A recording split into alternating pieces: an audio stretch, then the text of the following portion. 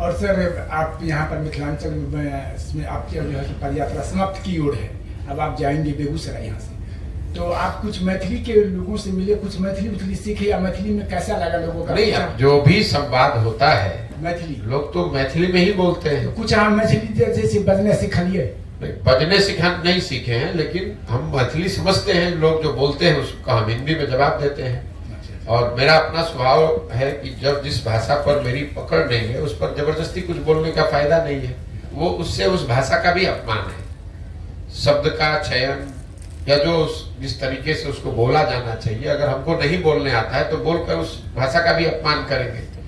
मैथिली इतनी रिच भाषा है, लोग बोलते हैं, हम सुन रहे हैं, हम बोल नहीं सकते, हमारी वो कमजोरी है, हमको नहीं बोलने आता है। नहीं बोलने आता है तो बेहतर है कि हम न बोलें, बजाय इसके कि उसको गलत तरीके से बोलें। यहाँ के लोगों का भाव भंगिमा आप कैसा लगा, स्वभाव विचार? मिथिला में आप घूमे हैं रास्ते में। देखिए, भाव भंगिमा का जहाँ तक सवाल है तो मुझे मिथिला के लोगों में कोई बहुत ज्यादा फर्क मैं दूसरे हिस्से से आ रहा हूँ वो है नहीं। जो परेशानी लोग झेल रहे हैं चंपारण में, छपरा में, गोपालगंज में, कमोवेश वही परेशानी लोग दरभंगा मधुबनी में भी झेल रहे हैं। यहाँ गरीबी खास करके सीतामढ़ी और मधुबनी के इलाकों में थोड़ी ज्यादा दिखी, पलायन बहुत ज्यादा दिखा। किसी जमाने में लोग यहाँ पर पढ़े लिखे होते थे, वो बात देखने सुनने को मिली।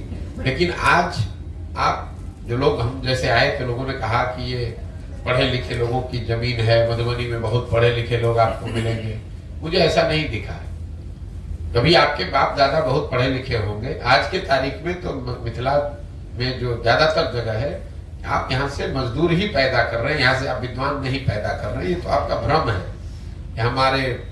हम लोग बहुत पढ़े लिखे समझदार लोग हैं, कभी थे, आज नहीं है। आज सबसे ज्यादा घरों से यहाँ से मिथिला से लोग मजदूरी करने जा रहे हैं। आज आप बिहार के सबसे गरीब इलाके में एक हैं, पढ़ाई लिखाई चौपट हो गई है, लोग रोजी रोजगार के लिए बाहर जाकर मजबूरी में पलायन करने के लिए मजबूर हैं।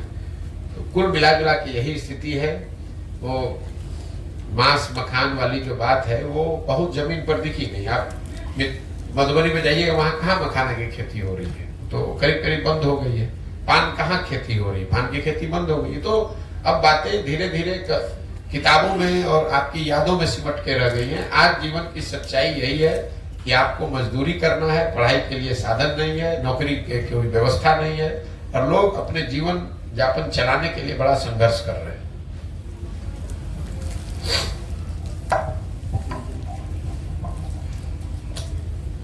आप जदयू, बीजेपी, टीएमसी सभी का राजनीति कर रहे हैं, तो अब आप और आपका वैचारिक मिलन वाली पार्टी कौन है?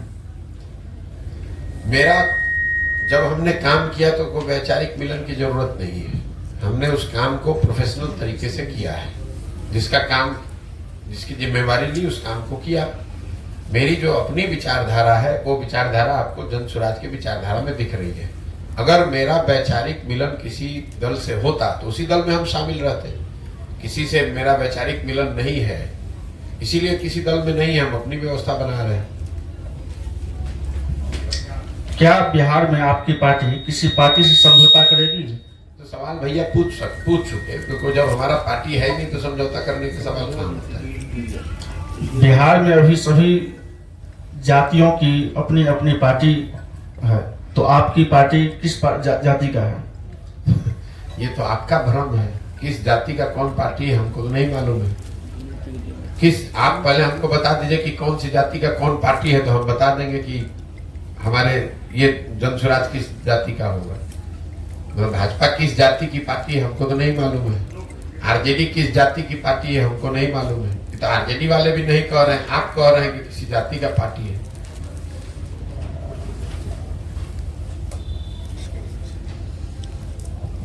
सर मिथिलांचल में आकर आपको कैसा लगा?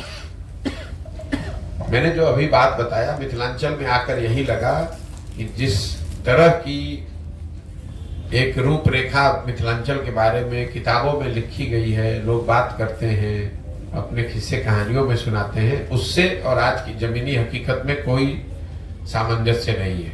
आज जमीनी हकीकत मिथिला की गरीबी की, अशिक्षा की, बेरोजगारी की, भुखमरी की है। किसी जमाने में आप यहाँ पर पढ़े लिखे समृद्ध लोग होते थे, आज आप बिहार के सबसे गरीब, पिछड़े, अनपढ़ समाज का हिस्सा है। सर आपकी पद यात्रा करने का उद्देश्य क्या रहा सर? 3 उद्देश्य आपको शुरू में ही बता दिया। आप शुरू करने से पहले, पत्रकार वार्ता आपके क्वेश्चन लेने से पहले मैंने शुरू किया कि उद्देश्य 3 है कि समाज को बताया जाए कि भाई अगर आपको अपनी दशा सुधारनी है तो अपने बच्चों के भविष्य के लिए वोट कीजिए। दूसरा कि अगर आपको लगता है कि बिहार में कोई दल अच्छा नहीं है तो नया विकल्प, नया दल बनाइए। और तीसरा कि बिहार के विकास के लिए एक योजना बनाई जाए जिससे कि अगले 10 वर्ष में यहाँ के गाँव का, पंचायतों का विकास हो सके। आपके जनसभा में महिलाओं की संख्या काफी रहती है सर। गांव में ही महिलाओं की संख्या ज्यादा है, क्योंकि जो पुरुष हैं, जो नवयुवक हैं, वो तो सब बाहर चले गए हैं काम करने के लिए। महिलाओं की संख्या ज्यादा होने की एक वजह यह है कि यहाँ पर पलायन का स्तर बहुत ज्यादा है।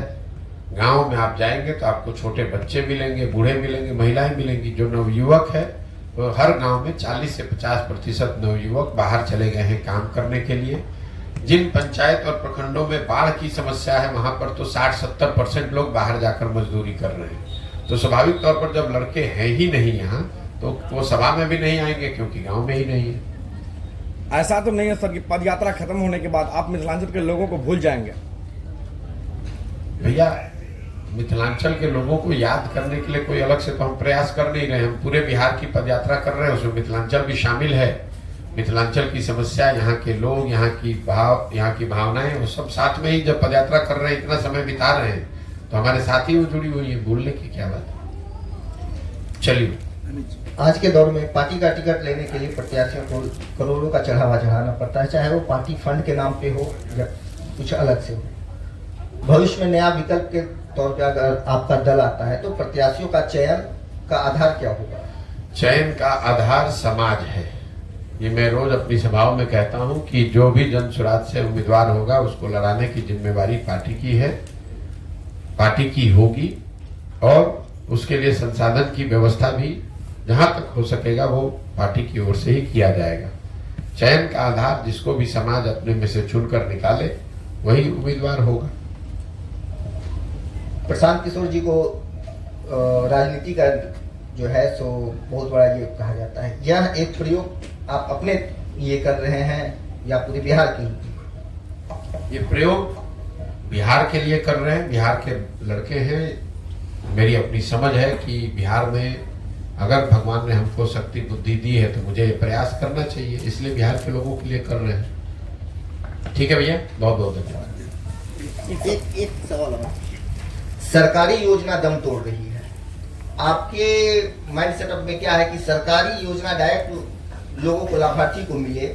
इस पर किस तरह से काम सोचे हुए हैं कि उसका बेनिफिट जो है डायरेक्ट लोग को मिले? सरकारी योजना दम इसलिए तोड़ रही है क्योंकि बिहार में सत्ता और संसाधन दोनों का केंद्रीकरण हो गया है। पूरी व्यवस्था 2 मंत्री नीतीश कुमार, तेजस्वी यादव और 4-5 अफसर मिलकर चला रहे हैं। तो जब आप सत्ता और संसाधन का इस तरह से केंद्रीकरण कर देंगे तो स्वाभाविक तौर पर योजनाएं दम तोड़ेंगी, क्योंकि जमीनी हकीकत जो जिनके लिए योजना बनाई गई है उनको पता ही नहीं है, उनकी कोई भागीदारी नहीं है। वहां पर बिहार सरकार का बजट है 2,46,000 करोड़ और उसकी 60% राशि सिर्फ 2 ही लोगों के पास है, वो है तेजस्वी यादव और नीतीश कुमार। तो 2 लोग और उनके 4-5 अफसर वही मिलकर चला रहे हैं। तो बहुत ज्यादा जो सत्ता और संसाधन का केंद्रीकरण हुआ है, इसी की वजह से बिहार में सरकारी योजनाएं जमीन पर लागू नहीं हो रही हैं। तो जन सुराज का या मेरी सोच ये है कि बड़े पैमाने पर सत्ता और संसाधन का विकेंद्रीकरण होना चाहिए। जिन लोगों के लिए योजनाएं बनाई जा रही हैं उनको योजनाओं के बनाने में और उसके क्रियान्वयन में शामिल किया जाना चाहिए, तभी